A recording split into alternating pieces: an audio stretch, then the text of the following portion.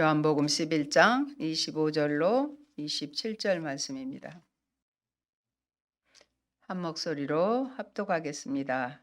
예수께서 이르시되 나는 부활이요 생명이니 나를 믿는 자는 죽어도 살겠고 무릇 살아서 나를 믿는 자는 영원히 죽지 아니하리니 이것을 내가 믿느냐? 이르되 주여 그러하이다. 주는 그리스도시요 세상에 오시는 하나님의 아들이신 줄 내가 믿나이다. 아멘.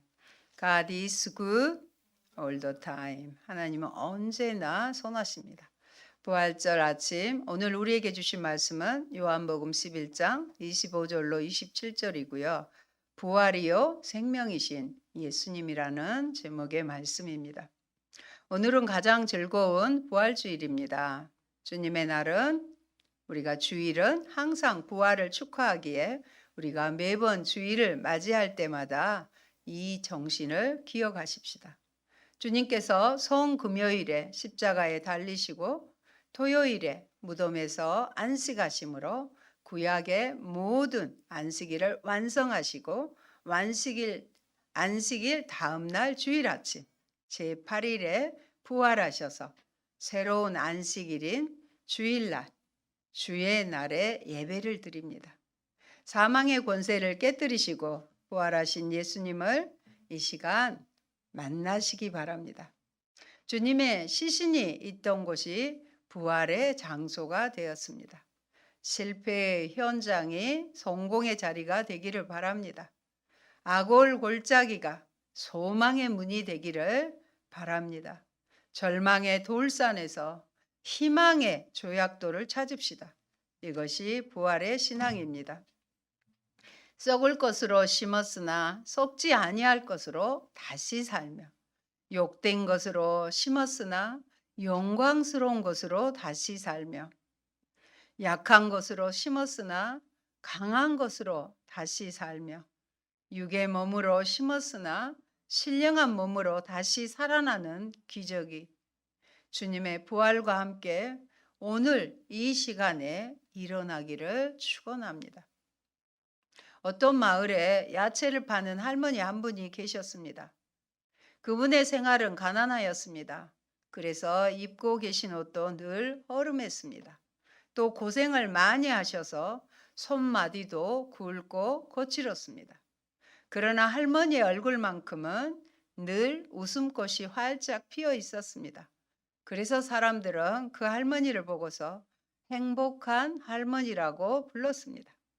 하루는 행복한 할머니에게 어떤 사람이 물었습니다. 할머니, 무슨 좋은 일이 그렇게 많으시기에 늘 싱글벙글 하십니까? 그러자 할머니가 웃으시면서 대답하셨습니다. 예, 이 나이에 어찌 늘 좋은 일만 생기겠습니까? 그러나 내게는 행복을 지키는 한 가지 비결이 있답니다. 나는 힘들고 어려울 때마다 예수님을 생각합니다. 예수님은 십자가에 달리셨다가 사흘 만에 다시금 살아나셨습니다. 그래서 나도 힘들고 어려운 일 있을 때는 늘 마음속으로 이렇게 속삭인답니다. 사흘만 기다리자. 3일만 참고 견디자. 그러면 내 마음이 한결 평안해진답니다. 여러분, 십자가 뒤에는 부활이 있기 마련입니다. 우리를 사랑하시는 하나님이 왜 우리가 감당하지 못할 시험을 허락하시겠습니까? 사흘 뒤에는 우리가 부활의 기쁨을 맛볼 수 있습니다. 힘들고 어려워도 조바심 내지 말고 사흘 동안 믿음으로 잘 견뎌서 부활의 기쁨을 체험하는 우리들이 되기를 바랍니다. 조금만 관심을 귀 기울여서 생각해 보면은요. 어렵고 힘든 일도 사흘을 지나면 해결이 되는 것을 알 수 있을 것입니다. 오늘 본문에서 예수께서 베다니 나사로의 집에 도착하신 것은 나사로가 죽어 나흘이나 지난 때였습니다. 예루살렘으로부터 많은 사람들이 문상하러 와 있었습니다. 이때 예수께서 오신다는 말을 들은 마르다는 달려나가 예수님을 맞았습니다. 그리고 예수께서 여기 계셨다면 자기의 오라비가 죽지 않았을 것이라고 하며 깊은 아쉬움과 슬픔을 토로했습니다. 오늘 이 본문을 통해서 우리에게 주시는 구체적인 영적인 교훈들을 살펴보도록 하겠습니다. 첫째, 성도는 살아있는 신앙을 가져야 합니다. 예수님께서는 나사로가 죽은 것에 대해 슬퍼하는 사람들을 보시고 그들의 믿음 없음을 안타깝게 생각하셨습니다. 예수님은 이 병은 죽을 병이 아니라 하나님의 영광을 위함이요 하나님의 아들이 이로 말미암아 영광을 받게 하려 함이라고 말씀하셨습니다. 4절입니다. 그리고 11절에 우리 친구 나사로가 잠들었도다. 그러나 내가 깨우러 가노라고 분명히 말씀하셨습니다. 예수님은 마르다를 향해 주신 첫 마디는 내 오라비가 다시 살리라고 하셨습니다. 이것은 사실 그녀가 당면하고 있는 문제의 핵심을 찌르는 말씀이었습니다. 다시 살리라. 이 말은 분명하게 죽은 자의 부활을 시사하고 있습니다. 예수님께서는 나사로를 다시 살리실 수 있습니다. 이것을 믿어야 합니다. 그런데 사람들은 이것을 전혀 생각하지 못했습니다. 그래서 믿지 않았습니다. 사람들은 나사로가 죽은 것만 생각하고 슬퍼하고 울었습니다. 예수님께서는 나사로가 죽은 것을 인해 사람들이 우는 것을 보시고 그들을 불쌍히 여기셨습니다. 그래서 예수님께서도 눈물을 흘리셨습니다. 주님은 나사로의 무덤을 향해 나사로야 나오너라 말씀하셨습니다. 그러자 죽은 지 나흘이 되어 냄새가 나는 나사로가 걸어서 무덤을 나왔습니다. 우리도 도저히 살아날 것 같지 않은 문제와 상황 가운데 나사로야 나오너라 하시는 주님의 음성을 들으시기 바랍니다. 그리고 무덤을 막고 있는 돌을 여러분이 제거하시기 바랍니다. 주님은 우리를 사랑하시기에 눈물을 흘리시며 다시 부활 생명으로 살아나기를 원하십니다. 여러분, 사람은 누구나 경험되어지고 객관적으로 입증되어진 것들 이외에 새로운 사실에 대해서는 쉽게 받아들이지 못합니다. 지금도 많은 사람들이 주께서 주신 약속들을 알고는 있어도 실제 자신의 생활에는 적용하지 못하는 경향이 있는데 우리가 이것을 제대로 받아들이는 방법은 지적인 분석이 아니라 무조건적인 믿음입니다. 주의 말씀들에 대해서 분석이나 평가를 하기 전에는 우리의 지적 능력이 그러기에는 너무나 보잘것없으며 단지 우리가 주의 전능하심을 믿고 전적으로 의지할 때 비로소 주님은 그의 놀라우신 능력을 우리에게 보여주시기 때문입니다. 마르다는 부활 자체를 의심하지 않았습니다. 그러나 오라비의 부활을 먼 미래의 일로 돌렸습니다. 자신이 오라비에게 갈 소망은 있어도 오라비가 자신에게 돌아오리라는 희망은 없었습니다. 예수님은 부활을 미래 종말 때의 일로 가르치셨으나 정작 그 종말의 성취자가 바로 예수님이셨습니다. 그들이 제시한 마지막 때는 그리스도의 오심에 초점이 맞춰진 역사적 시간이었고 이것은 더 나아가 이 세계의 종말을 포함합니다. 이것이 바로 예수님에 대해 성취되고 있었습니다. 그 명백한 증거로 예수님은 나사로를 나흘 만에 소생시키십니다. 그리고 얼마 지나지 않아 예수님 자신이 사흘 만에 무덤에서 부활하십니다. 이 사건을 통해 제자들은 예수님에 의해 성취되는 종말을 보아야 했습니다. 예수님에 의해 성취되는 종말의 사건을 보면서 예수님이 마지막 때에 하나님께서 보내시기로 약속된 하나님의 아들이시요 메시아이심을 알아야 했습니다. 둘째, 예수님은 부활이요 생명이십니다. 모든 사람들이 갖기를 원하는 부활과 생명의 원천이 어디에 있는지를 밝히고 있습니다. 나는 무엇이다. 나는 무엇이다란 에고예임이 좀 어렵죠. 에고예임이 양식의 진술을 통한 예수님의 자기 선언으로 나타납니다. 나는 부활이다. 나는 생명이다. 이 예수님의 자기 선언입니다. 예수께서는 부활을 미래에 일어날 사건으로 나타내시기를 거부하시고 자신 속에 있는 현재의 사실로 나타내셨습니다. 그러므로 우리는 부활을 먼 미래의 일로만 생각해서는 안 됩니다.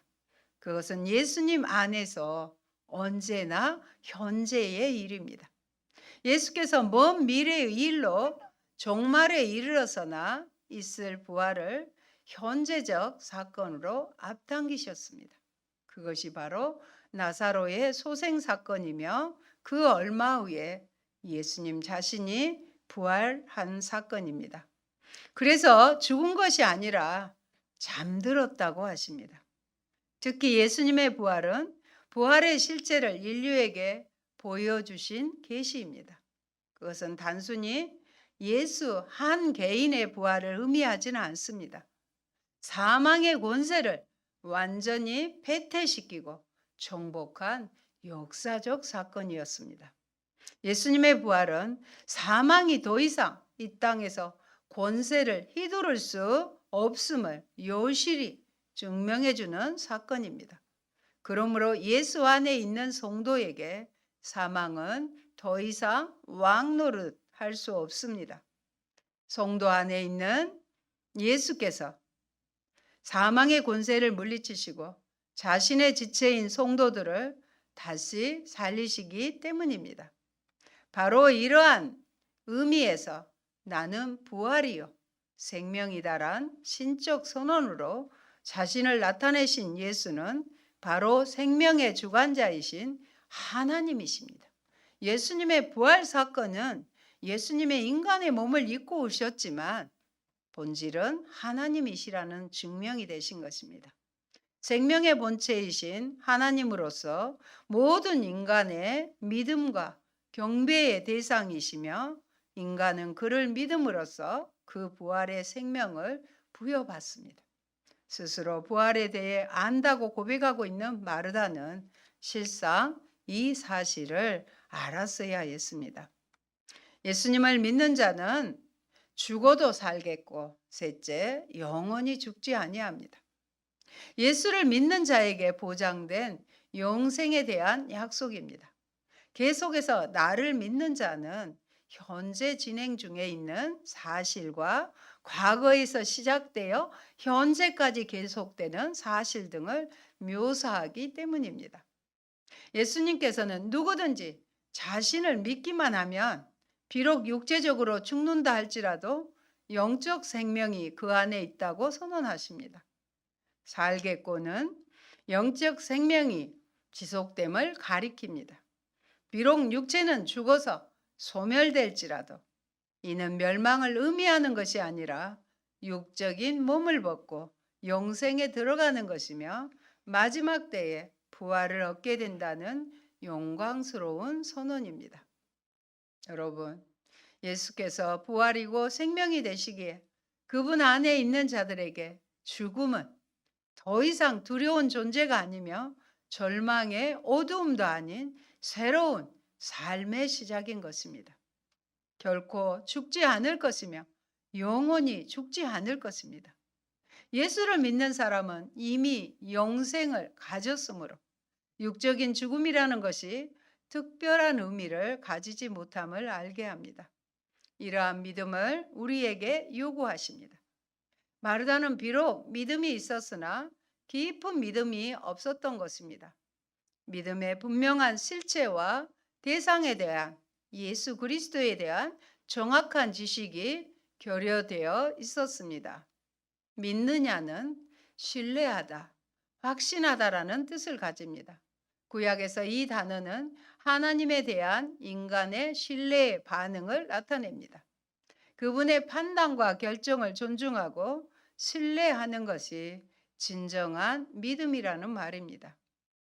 이 믿음은 내가 원하는 것을 그리스도께서 들어주실 것이라는 믿음이 아니라 그분이 행하시는 일체의 것들에 대한 절대적인 신뢰입니다. 이것이 바로 마르다와 오늘의 우리에게 요구되는 믿음입니다. 자기 중심적인 것은 진실한 믿음이 아닙니다. 믿음의 본질은 그리스도 중심이며 그분과 관련된 것을 무조건 전폭적으로 수용할 때에 믿음이 있음을 인정받게 됩니다. 마르다는 주여 그러하에다. 주는 그리스도시요 세상에 오시는 하나님의 아들이신 줄 내가 믿나이다. 그리스도와 하나님의 아들을 일치시키고 있습니다. 이것은 예수님의 가르침 속에 담긴 신성의 계시에 호응하는 것입니다. 가이사라 빌립보에서 있었던 위대한 베드로의 고백을 연상케 하는 위대한 신앙의 고백이 마르다의 입에서 나왔습니다. 요한은 공간 복음에 다 기록된 베드로의 신앙 고백을 생략하였습니다. 다른 복음서에는 기록하지 않았지만 그와 유사한 내용을 담고 있는 마르다의 신앙 고백을 기록함으로써 균형을 잡아주고 있습니다. 우리는 여기서 내가 믿나이다라는 말이 강조되고 있음을 유념해야 합니다. 믿나이다는 완료 시제입니다. 어느 날 갑자기 생겨난 것이 아니라 뿌리 깊은 믿음인 것을 나타냅니다. 그녀의 대답은 이미 주는 그리스도시며 세상에 오시는 하나님의 아들이라는 사실에 대해서는 자신이 확신을 가지고 있었다는 의미가 됩니다. 마르다는 이미 예수의 본질을 정확하게 파악하고 있었습니다. 즉 그분은 그리스도이시며 하나님의 아들로서 이 세상에 오셨다는 것입니다. 예수님께서는 죽은 나사로를 살리시고 일주일 후에 십자가에 못 박혀 죽으셨습니다. 그리고 사흘 만에 다시 살아나셨습니다. 예수님께서는 평소에 이것을 말씀하셨습니다. 그런데 이렇게 능력 있으신 예수님께서 어떻게 십자가에 못 박혀 죽으시고 다시 살아나실 수 있는가? 사람들은 확신을 가질 수 없었습니다. 예수님의 제자들도 확신을 갖지 못했습니다. 그래서 예수님께서는 사람들로 하여금 예수님께서 죽은 자를 살리시는 전지전능하신 하나님이신 것과 예수님께서 말씀하신 대로 죽으신 지 사흘 만에 부활하신다는 것에 대해 확신을 갖게 하시기 위해 장사 지낸 지 나흘이 되어 냄새가 나는 나사로를 살리셨습니다. 미리 나사로를 그 말씀을 증명하기 위해서 살리신 것입니다. 그리고 당시 유대인들 중에는 예수님께서 그리스도이시요 하나님의 아들이심을 믿는 사람들이 있었습니다. 이런 유대인들에게도 확신을 가지게 하시려고 예수님께서는 나사로를 살리셨던 것입니다. 여러분, 요한복음은 바로 예수님은 그리스도이시고 하나님의 아들이란 사실을 보여주기 위하여 쓰여졌습니다. 사도 요한도 자신의 복음서에서 부활의 사실을 움직일 수 없는 진실로 그려놓았습니다. 예수님께서 오늘 부활하셨습니다. 그것이 나에게 어떤 의미가 있습니까? 그러므로 나는 어떻게 살아야 할 것인가? 오늘 부활절 예배를 통하여 우리가 기뻐하는 진정한 이유는 무엇입니까? 주님의 부활을 증언하는 이들의 증언이 그분의 음성으로 인해 나에게 믿음으로 받아들여졌다는 사실 때문일 것입니다. 그리고 그 믿음으로 인해 우리가 부활의 기쁜 소식을 여전히 끊임없는 고통으로 신음하는 세상으로 달려가 전할 수 있게 되었기 때문입니다. 우리 모두는 부활의 증인입니다. 죽음으로 순종하여 부활로 높여지신 우리 주님이 첫 열매가 되신 까닭에 주님과 연합한 우리 역시 나중에 열매가 될 것이기 때문에 기뻐할 수 있는 것입니다. 사도 바울은 고린도전서 15장에서 예수님의 부활이 없었다면 일어나게 될 비극적인 사실을 우리에게 보여줌으로써 부활의 중요성을 역설하고 있습니다. 첫째, 복음 전파도 믿음도 헛될 것입니다. 우리 말씀을 한번 살펴보겠습니다. 고린도전서 15장 14절입니다. 그리스도께서 만일 다시 살아나지 못하셨으면 우리가 전파하는 것도 헛것이요 또 너희 믿음도 헛것이며. 아멘. 만일 예수님이 십자가에 달려 돌아가신 것으로 끝나버린다면 자신의 죽음조차 해결하지 못하고 예수님 역시 사망의 권세를 벗어나지 못한 셈이 됩니다. 그 결과 우리가 전하는 것도 우리가 믿는 것도 다 헛것이 되고 말 것입니다. 둘째, 사도들은 다 거짓 증인이 되고 말 것입니다. 그들은 하나같이 예수 그리스도의 부활에 대해 힘써 증거했기 때문입니다. 셋째, 인류는 모두 죄 가운데 남아 있을 것입니다. 17절, 18절 같이 보십니다. 그리스도께서 다시 살아나신 일이 없으면 너희의 믿음도 헛되고 너희가 여전히 죄 가운데 있을 것이요 또한 그리스도 안에서 잠자는 자도 망하였으리니. 만일 그리스도의 부활이 없다면 모든 인류는 여전히 죄의 권세에 얽매여 있을 수밖에 없습니다. 그러면 믿는 자이든 믿지 않는 자이든 상관없이 모든 인류는 죄의 삭스로 영원한 멸망을 당하게 될 것입니다. 넷째, 믿는 자는 더욱 불쌍한 자가 되고 말 것입니다. 19절 한번 살펴봅니다. 만일 그리스도 안에서 우리가 바라는 것이 다만 이 세상의 삶뿐이면 모든 사람 가운데 우리가 더욱 불쌍한 자이리라. 우리가 더욱 불쌍한 자래요. 부활이 없는데 괜히 믿느라고 또 전하느라고 고생하면서 살아간다면 그 사람의 삶은 불쌍할 수밖에 없을 것입니다. 그러나 예수님은 다시 살아나셨습니다. 그러므로 우리가 믿는 것도 전하는 것도 결코 헛되지 않습니다. 아울러 우리는 불쌍하지도 않습니다. 오히려 우리는 해피합니다. 행복합니다. 예수님이 사망의 권세를 깨뜨리시고 사셨으므로 우리도 영원히 살 것이기 때문입니다. 이처럼 예수 그리스도의 부활은 우리에게 있어서 너무나도 중요한 것입니다. 신약 성경은 예수 그리스도의 부활을 100번 이상이나 언급하고 있습니다. 바울은 고린도전서 15장 58절에서 이렇게 결론을 내립니다. 어떻게 결론을 내는지 함께 보십니다. 그러므로 내 사랑하는 형제들아, 건실하며 흔들리지 말고 항상 주의 일에 더욱 힘쓰는 자들이 되라. 이는 너희 수고가 주 안에서 헛되지 않은 줄 알미라. 아멘. 그래서 흔들리지 말고 쓸데없는 일이라 생각하지 말고 주님 일에 나에게 맡겨주신 일에 더욱 힘쓰는 자가 되라. 너희의 수고가 헛되지 않을고 주님께서 인정하실 것이라는 것입니다. 사랑하는 여러분, 예수님이 역사 속으로 들어오신 것, 이 땅에서 그분의 삶, 죽음, 죽은 자 가운데서 부활하심이 성경의 절정입니다. 예수님은 그분의 삶의 방식과 말씀과 행위를 통해 도래할 하나님의 나라를 나타내 보이셨습니다. 그분은 십자가에서 악에 도전하시고 악을 정복하셨습니다.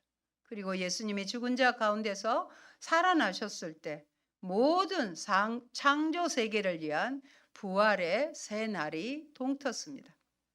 지난주 목요일에 부활절 남북 연합 예배를 강화 훈련원에서 드렸습니다. 비가 오는데도 150명이 모여 예배를 드렸습니다. 마음 같아서는 저도 마하나임 식구들과 함께 가서 북한 땅을 바라보며 예배를 드리고 싶었지만 온라인 예배로 대신했습니다.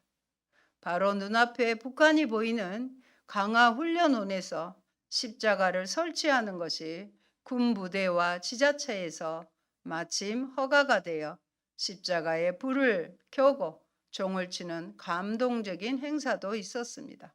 십자가의 빛 다시 북한으로. 우리도 같이 선포할까요? 십자가의 빛 다시 북한으로. 북한 주민들이 십자가의 불빛을 보고 부활의 생명으로 나아오기를 기도합니다. 오늘 본문에 요한복음 11장 25절 마지막 우리에게 들려주신 주님의 음성으로 같이 보도록 하겠습니다.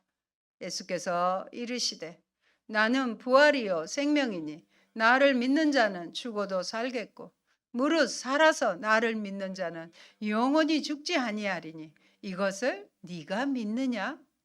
이것을 내가 믿느냐고 예수님 묻고 계십니다. 우리가 부활할 때 우리는 부활하신 예수님의 몸처럼 영광스러운 몸으로 부활할 것입니다. 아프고 병들고 상처 있는 몸으로 부활하는 것이 아닙니다. 영생하는 몸으로 부활할 것입니다. 영생하는 몸으로 부활하는 날 우리는 보고 싶어 했던 사람들을 다시 만날 것입니다. 얼마나 기쁘겠습니까? 기뻐 뛰며 춤출 것입니다. 죽음으로 인해 헤어질 때 얼마나 마음이 아팠습니까? 예수님을 믿고 구원받은 사람이라면 반드시 다시 만날 것입니다. 우리는 이것을 확신해야 합니다. 어렵고 힘들수록 죽음 이기신 부활 신앙으로 무장해야 합니다. 믿음으로 언제나 승리하시기를 축원합니다.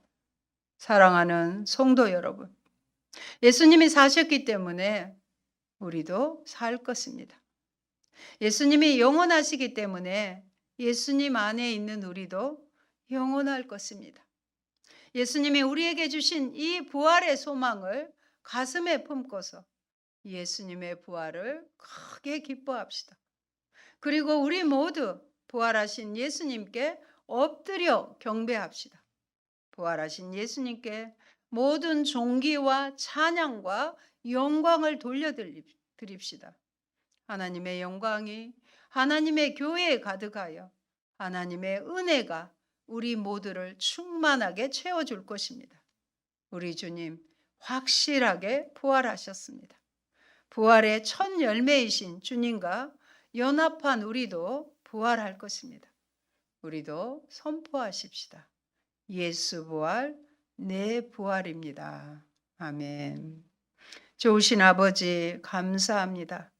아버지, 죄와 사망의 권세 아래 누구나 다 멸망받아 죽음 앞에 벌벌 떠는 우리를 구원하시기 위하여 주님 고통에 형언할 수 없는 십자가 지시고 돌아가신 것만이 아니라 사단과 악과 싸워서 부활하신 주님을 찬양합니다. 하나님, 주님 안에 연합한 우리도 예수 부활, 내 부활이 되게 하셨사오니 감사합니다. 부활 생명이 우리 안에 가득하여 이 땅을 살아가는 동안 때로 어렵고 힘들고 죽을 것 같을지라도 예수님이 다시 살아나사 3일만 견디자 하는 부활 신앙으로 모든 것을 이기고 승리하며 주님께 영광 돌리는 저희가 되게 하여 주옵소서. 주님 감사합니다. 우리에게 부활 생명을 주시고 부활 생명으로 영원히 살 수 있게 하신 주님을 찬양합니다.